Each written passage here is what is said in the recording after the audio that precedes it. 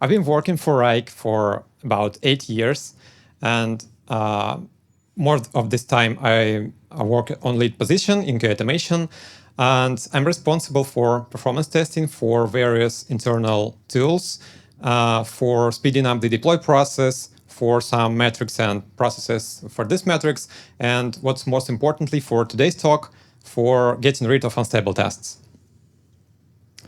Right, I'll give you a bit of context about what Wrike is. Wrike is a product company, so we built our own product called Wrike. It's put very shortly all-in-one project management solution for collaboration. And what I wanted to highlight today is that the product is really mature. So it was based in 2006, and it's still ever going and developing to this day. To give you a bit more context what it's look like, we have various views of representation of work items. So here you can see the workload. It's a view where you can find how your employees are busy with which tasks and what are their free time.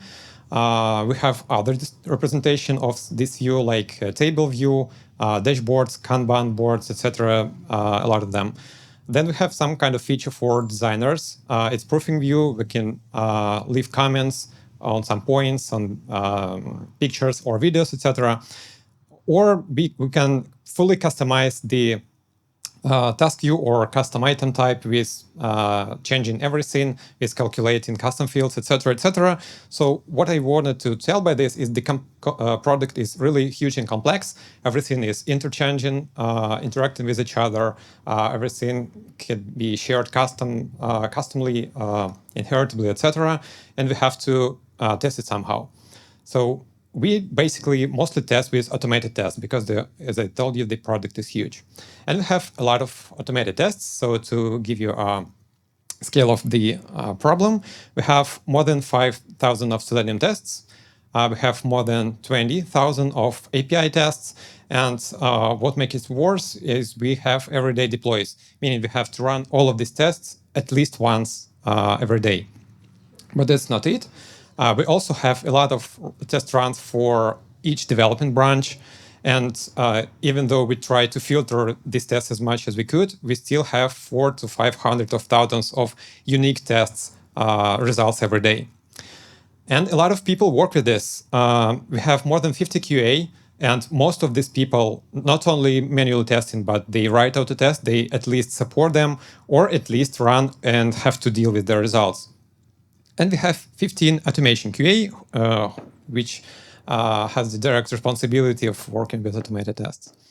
And apart from this, we have more than 100 developers. Some of them also are able to write and maintain automated tests, but all of them surely work with the result of automated tests and wait for green builds to be able to merge. So yeah, what was the problem again? Having all of this, we have at least two aspects of an issue with unstable tests. First aspect is money. Having unstable tests is really costly, especially when you have a lot of tests and a lot of people working with them. Each unstable test spends a time of engineer looking at them. And if you know that the test is broken or unstable, we don't want to show the test at all. And another aspect is trust. When the tests are unstable, developers and testers could start losing trust in automated tests, and it would lead to not running them or trying to test things manually. And for our product, we totally cannot afford it. And also, trust is a really complicated thing to get back when it's lost. So another question for you: who've never dealt with unstable tests, like ever? Or do you have tests at all? Okay, I bet not. If so, please approach me after this talk. So how do we deal with unstable tests at Wrike? Well, at first, and it's really straightforward, we retry tests in our build. Here you can see the timeline of the Allure. When in the first try, 2 tests has failed, and then we try to retry them, running them once again. And as you can see here, we run this test in parallel. Usually it's done sequentially, but we wanted to speed up and improve our framework so we could do it easily. And as you can see, it's pretty effective. So this test has passed. We pick the green results and proceed. When it's not enough, we used to rerun failed tests in another build. Sometimes it can be some kind of short-term issues that stops tests to be green after the first build, even after the retries. So we try to run them a bit later in another build, and this is also quite effective. Another thing is test quarantine or test mutes.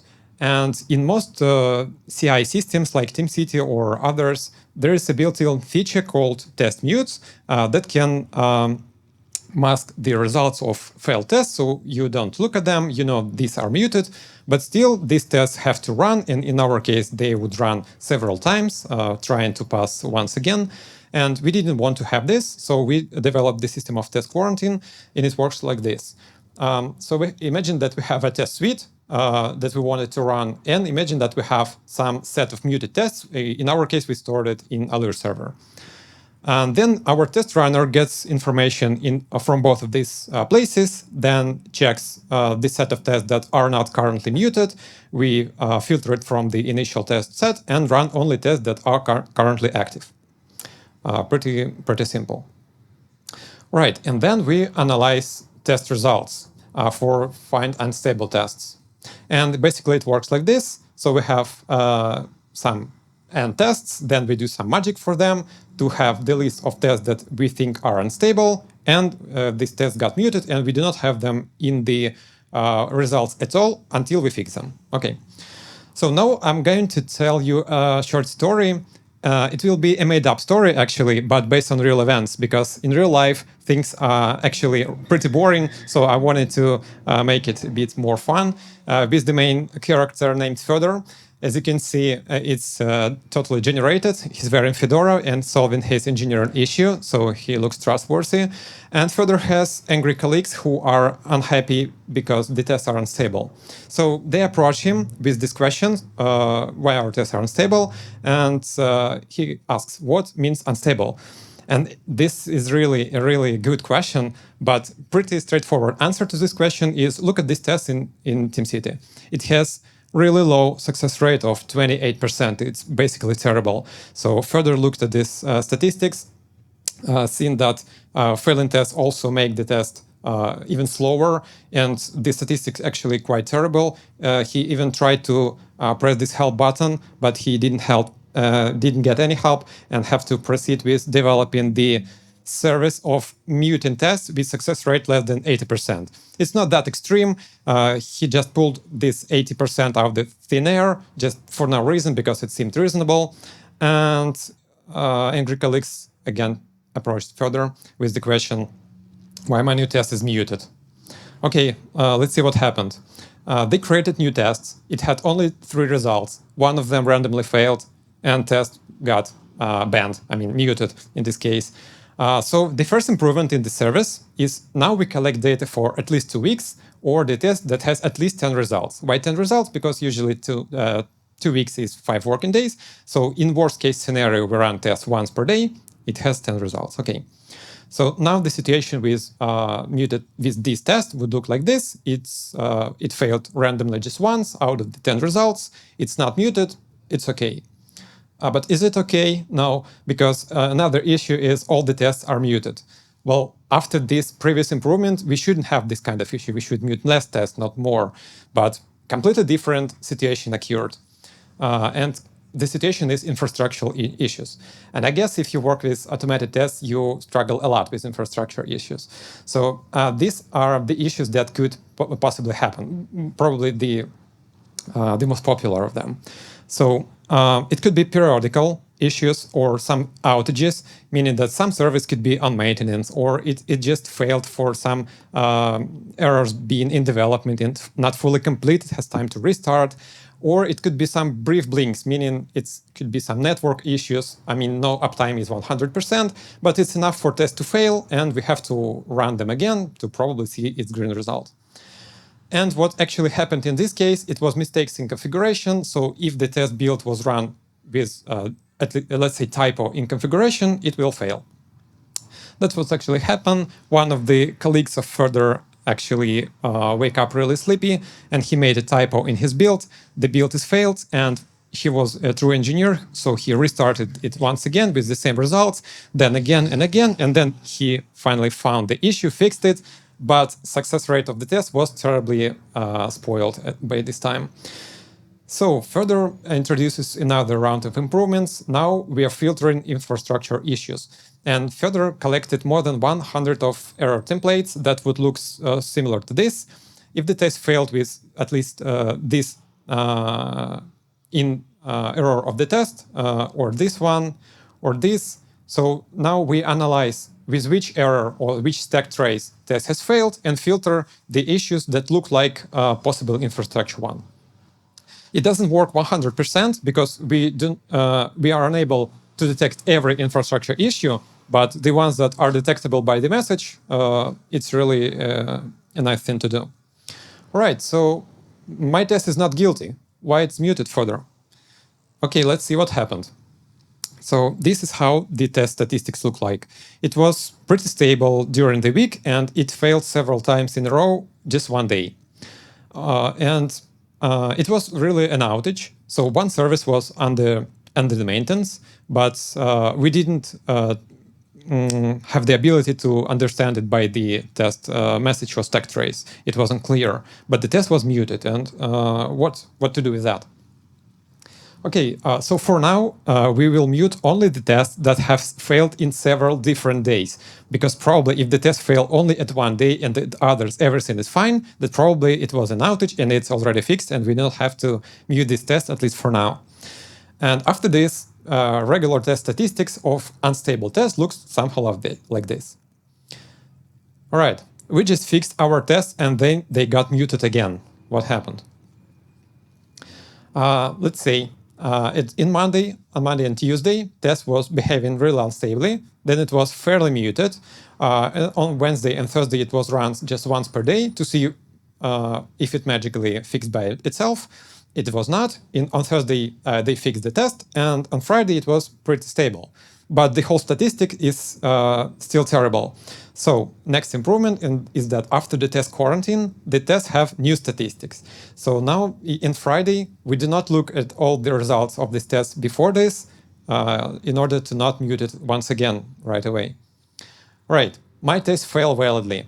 And this is a really interesting argument because tests actually designed to fail validly, to show errors, and that's what they're supposed to do. And in this case, they were testing big new feature. So a lot of test failures actually was expected because some things are not complete and some tests are not ready to work with new product behavior. So the improvement is that now we collect statistics from special build configurations. So now we have build configurations for branches that are ready for testing and for merge, and we have build configurations for tests that testing unstable features. So we do not want to collect all these useless statistics because tests would count as unstable because they failed validly. Right, I don't have enough time to fix all the tests. So service started working pretty stably, but there was a lot of unstable tests because it was never a process of fixing unstable tests before that. So the improvement is that we now have a limit of muted tests per day or per week, meaning that at the moment we have to find a balance between the overall test stability and the test coverage and the amount of tests in the backlog that has to be stabilized. And how do we know that the balance is correct? By metrics. We have plenty of metrics, and we have to understand that the system is work fine having all these thousands of tests running daily. So at the left chart, we have the percentage of muted tests. This way, we can understand that we do not muted all the tests in the project. And in the right chart, we can see that our system is actually alive. So these are not the same tests that just muted. So we every day mute and unmute a bunch of tests. Then all our tests are divided by the responsibility between the teams. So each team is responsible only for their features and the tests covering those features. So they can find a chart of muted tests in their particular scope, and they even can compare how are they doing in the right chart with the average other team, meaning that they could understand whether they have too many muted tests or not. And we also have this metric showing different percentiles of retry rate and success rate. I removed the legend from this chart because it's not really intuitive, but the closer the lines to the 100%, the better. So if you know that charts are going down, we have to either tweak our service or to fix some more common infrastructural issue or just to understand what's going on. Right, my test failed validly yet again. Even if we do not have a new big feature, tests are still designed to fail validly and show the bugs. And next improvement of further is arguably the best one. Further, try to think, how do we know if the test is actually unstable? And remember this picture from the first slides. When we try to retry the test inside the build, we actually cover tests that are unstable. We just make them green, and we don't remember about them at all. But this is the real metric that shows that test is most likely unstable. So now we're analyzing retry rate. And there are two ways to analyze retry rate. The first one is what I was talking about. If the tests, for example, have 3 tries, at first try it failed, at second try it failed, and then it randomly passed, for some reason, that probably this element 1 is unstable. All right, and another approach to this is if the test is fail, but with different errors, and sometimes it cannot find the first element, sometimes the second, then we are not sure about the second one, but the first element looks unstable. Okay, and these are not all questions from the angry colleagues. I don't understand why my test is muted.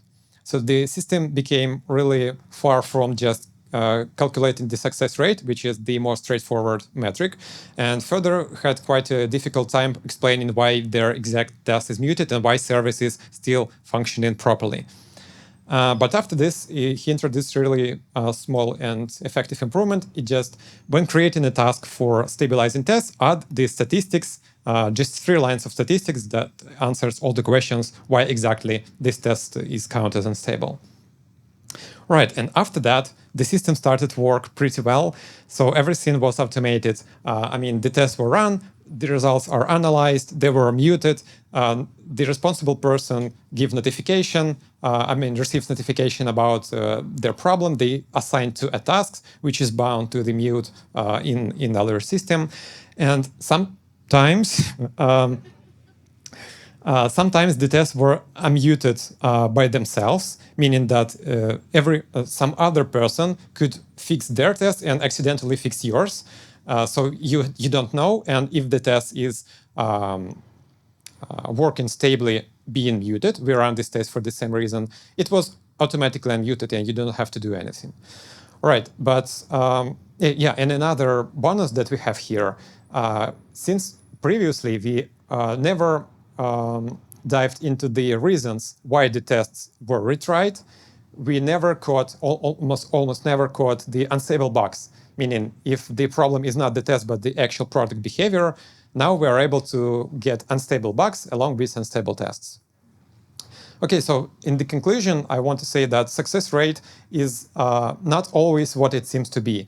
And if you want to find unstable tests, the retry rate is a lot better metric. But you don't have to forget with success rate, because this is the metric that is actually interesting for your colleagues, because they do not want tests to actually fail in builds and don't care if they are green after retries. So I wanted to conclude the algorithm of how it works. So at first, we only use approve build configurations to analyze test statistics at all. Then we have minimum 10-15 days of test statistics. You can do more if you want, but less works pretty bad. Then we analyze tests that failed in 2 days or more. If tests failed only 1 day, it's probably some infrastructure outage. Then we filter infrastructure issues that are possible to detect using the stack traces or test errors. And then we reset the test statistics when it was unmuted. That's a pretty straightforward one. And then we calculated the retry rate. That's, I guess, the most complicated thing. At first, we tried to find the test that failed and then passed in the runs. And then we find tests that failed but have several different non-unique stack traces, meaning that these errors that are not unique probably shows the unstable places. And then we sort tests by actual fails number, because we do not only want to, again, find the retry rate, we want to, at first, find tests that actually fail and spend users' time. And after that, we just have to select some number of tests that we want to mute at the moment, not to overload the engineers with tasks to fix unstable tests. Right, and this algorithm is the biggest thing in all of this, because this code of the service is pretty compact and simple, and we actually written this code in this way that it can only work for our technical stack. But I wanted to just highlight how we do it for us. We use Java and Spring Boot because it has really huge community and it's really easy to set up. Then we have all the test statistics taken from Allure server. But what's important about our stack is that we do not use the Allure server directly, because for at least two reasons. First reason is that, as I told you, we have at least 400,000 of thousands of test results per day. And if you want to analyze the statistics for a couple of weeks, it will be millions of test results and will be millions of requests to Allure. So we do not want to do it. And we collect this data periodically and store in our database with the really quick access. It's another point here. So we are able to retrieve needed data really quickly from our database. Then we have only one analytical SQL query that calculates everything, and then we can view tests, create tasks, etc. This is not really a complicated thing. Okay, that's it for my talk. Thank you for your attentions. I'm ready to answer questions. What do you think about flaky defects? If some tests was muted after failed status, and you can skip some flaky defects and roll out it to production, and how you fix this issue, or it's not a problem for you? Now it's not a problem, because for now we have a task that says the test is unstable. And to be able to fix this, you have to understand what's going on, whether the test is unstable or the product behavior. So yes, again, along with the unstable test, we are able to find the unstable defects, which were unreachable before the service for us. And it's fast process, yes? Understanding what's going on is really not a fast process, but we have to do it. Okay, thank you. There are 20,000 of API tests and about 50,000 of Selenium UI tests, correct? So when you're talking about unstable and flaky tests, which did you mean? UI tests? Both. Both? Yeah. Okay, and how do you handle unstable tests with API tests? Exactly the same way. Did you try to redesign somehow, because according to the pyramid of testing, the ratio should be the contrary? Actually, all of our Selenium tests are not completely end-to-end tests. They are most likely integration tests, which are not going through end-to-end user scenarios, meaning that for each our Selenium test, we use as much API preparations as we can. Then our tests just open the created account with everything set up beforehand, really quickly using API again. And then we have just a minimum number of clicks and checks, and our tests are, if I'm not mistaken, on median are several seconds. I mean, the Selenium tests. Thank you. What is the duration of full regression? The full regression is about 2 hours, because we parallelize the test inside each build, and we parallelize it by builds and by staging. So we can do it even faster, but 2 hours is fine for us. And how many agents you use and how many threads? I can't really tell, because we have cloud agents that are set up by demand. So, but a couple of thousands, let's say. Thank you. And another question, when you shared statistic about muted tests, I saw numbers 3 and 2.3 percents for muted tests. As far as I understand. 3% of muted tests, yeah. Yes, so it's more than 1,015 Yeah, yeah.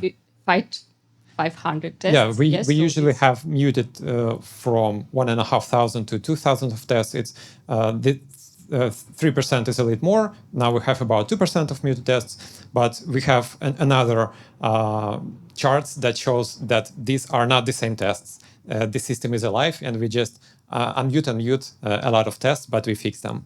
And how do you assess the value of these tests? If you collect statistics during 10, 15 days and you have 1,500 tests muted, and what if some crucial defects appear? Also a good question, but I think that unstable test is worse than no test at all because it would take time of each engineer, and we have plenty of tests. So I believe that having those tests muted is better than having 1,500 of tests failed every day.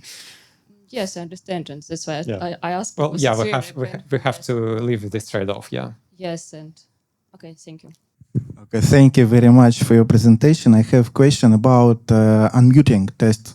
You said that sometimes the tests can be unmuted, maybe automatically. I didn't understand clearly.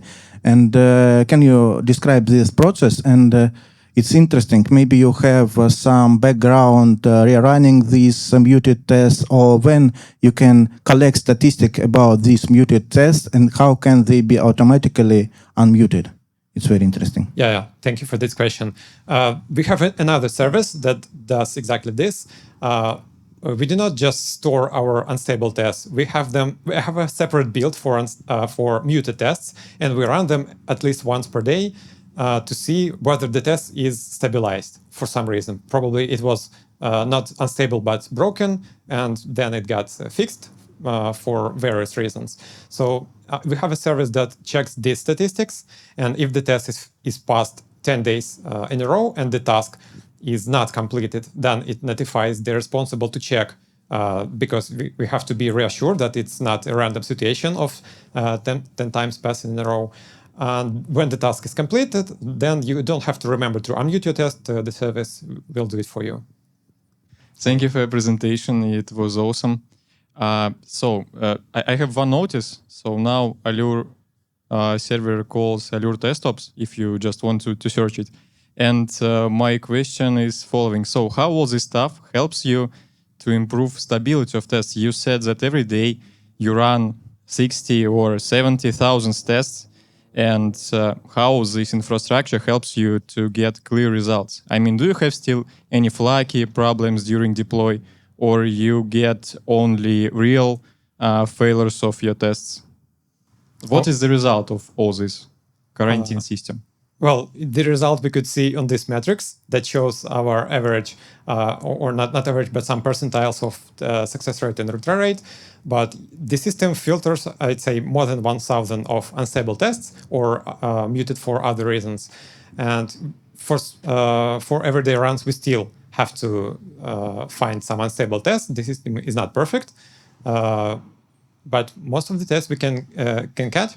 And one of the reasons why we cannot find the test right away is because the new test must have reliable statistics. So we do not have to mute it once it's starting behaving unstably, and we live with that for some reason.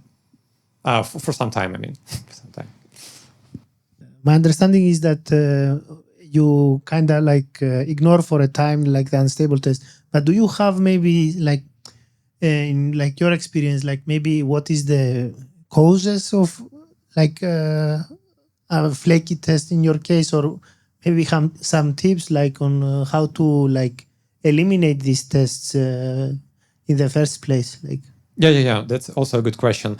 We have a technical team in our QA automation department that actually sometimes analyze the common reasons of these tests. And what we actually do, at first we fix this. And secondly, we prepare knowledge sharing for our colleagues so that they didn't do this kind of errors in future. It's not a regular thing, but sometimes we analyze and trying to fix a bunch of tests at once.